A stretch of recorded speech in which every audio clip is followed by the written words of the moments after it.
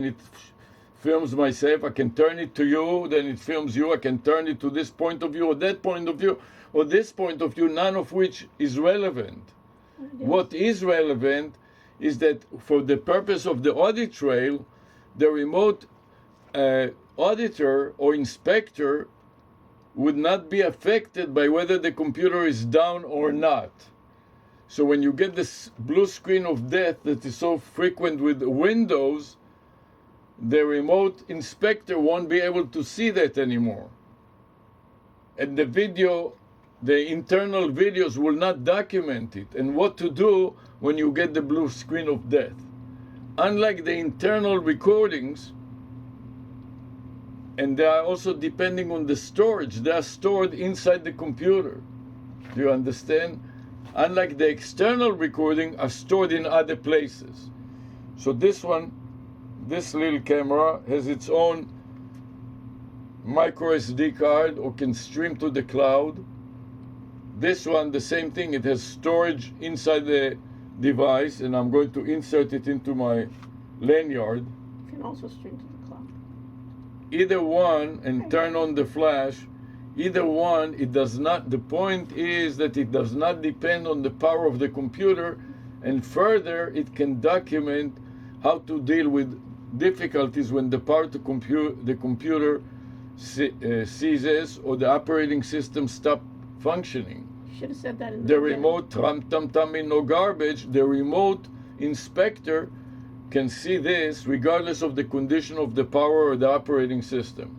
And if I don't have an operating system at all, which is not the case now, if I'm an inspector for OSHA or some other, and I'm checking the flow of water or the operation of a garbage disposal, I don't have a computer.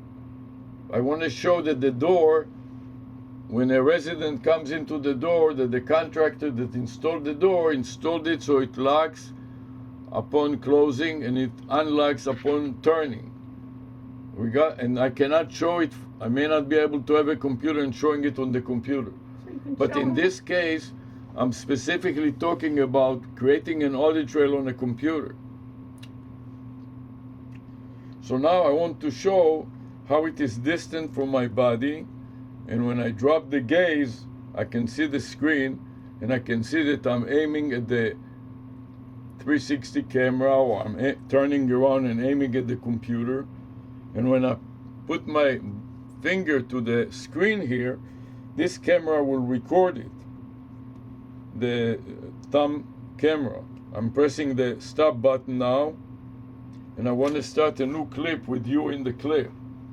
So I'm pressing the stop button now, and press the record button again, and this camera recorded my finger, which is what I would like to demonstrate to the public, how this is a clear vinyl rear side vinyl pocket, a touch type of activity vis-a-vis the screen can be applied. And to make sure, this is why it is important to have a folded wallet and not any wallet. So the camera, both cameras, the rear and the front, protrude over the fold. At the same time, this Not poses obstructed. that the lens are unobstructed. So for example, I can participate in a video conference, switch the cameras, and shoot my face as I'm teaching a class and walk in the street like that. Do you understand? Or do video conferencing if I want to show my face.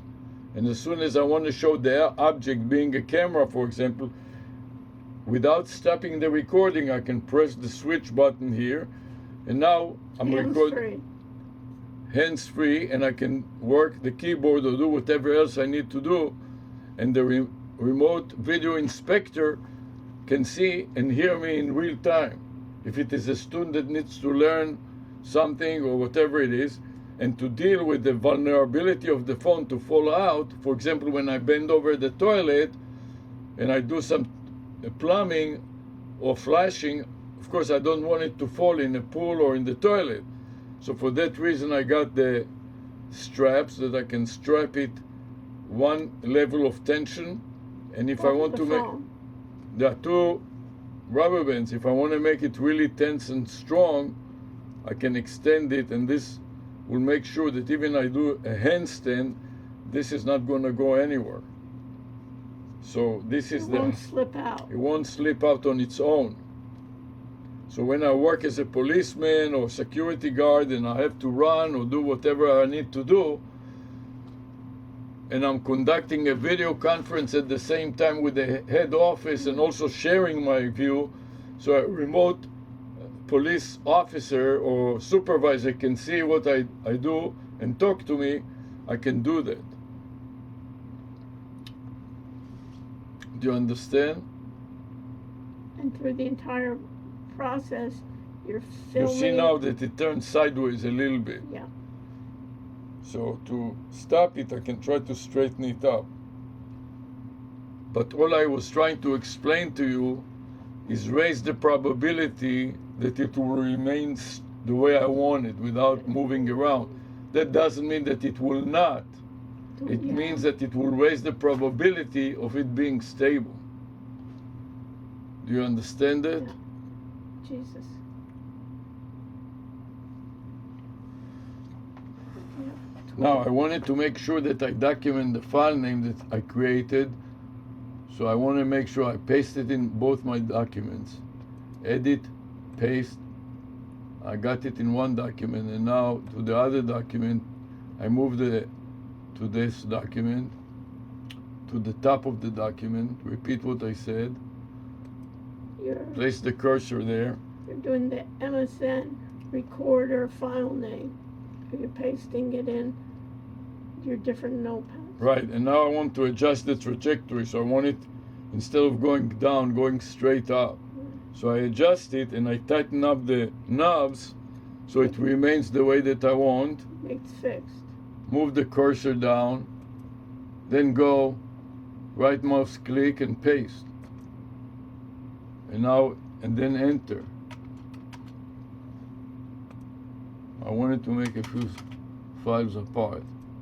So Control V to paste again. And now save again. You understand?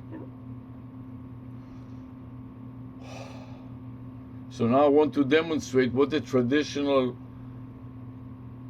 audit trail normally does. What is it? A traditional audit trail normally does is a log. A log, every time you execute a program, it names the program and it dates and times it. Unlike what we are doing here, is we are doing a lot more than that, as the PSAR program explains. So to do that, I wanted to copy the name of the program, the name of the file to the clipboard buffer with the video file names. So I'm going to mark them with the cursor.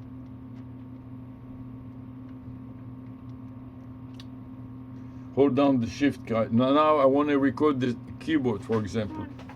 So for that reason, I can tilt it downwards, extend it away from my body, so the camera clearly shows the keyboard. Okay. And I want to show how I'm pressing the down arrow and the shift key. But notice that your camera on your chest is it recording? Garbage. Throw garbage a little. Yeah. Go ahead. Throw a little garbage. What's to the confuse purpose of the issues. camera on your chest? What's the purpose of asking stupid questions? Because other people have the same question. Jesus Christ, help me. I want to move the cursor around and down to capture the two file names. Then I want to copy to the clipboard buffer with copy. Then I want to stop to edit as a comment to PSAR. So I click there.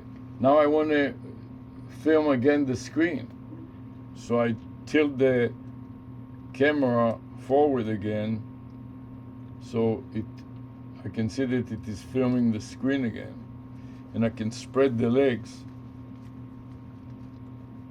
You understand? So now I want to stop PSAR and add a comment, so I press the add comment button on the step recorder recording now dialog box.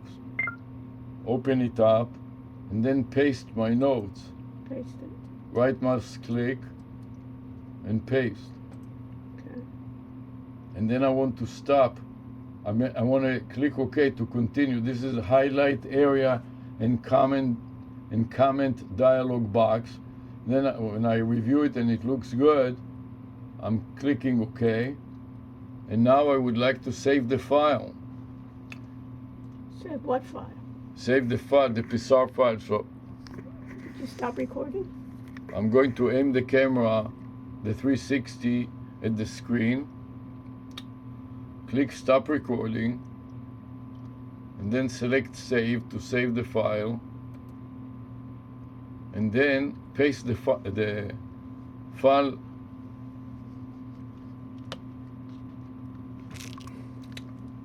You're blocking the file name. Don't worry about it. I'm going to select the previous file that I had there, place it in the buffer across the file name field, mark the section to the right of the .zp with a cursor. So now, for example, I want to record the keyboard again to show what my fingers are doing, so I can do that. I can hold down the shift key and press the right arrow and show my fingers holding down the right keys. And now I want to use Control V to paste over it whatever it was in the buffer. Now I want to go back to the screen to demonstrate some other thing. So I elevate it again and I remove the file, the path. I mark the path, which is no longer relevant here, and then delete the irrelevant path. And then I want to update the time and date of this file. First of all, the date. So I go to the beginning. Today is 6/22, so I upgrade the 20.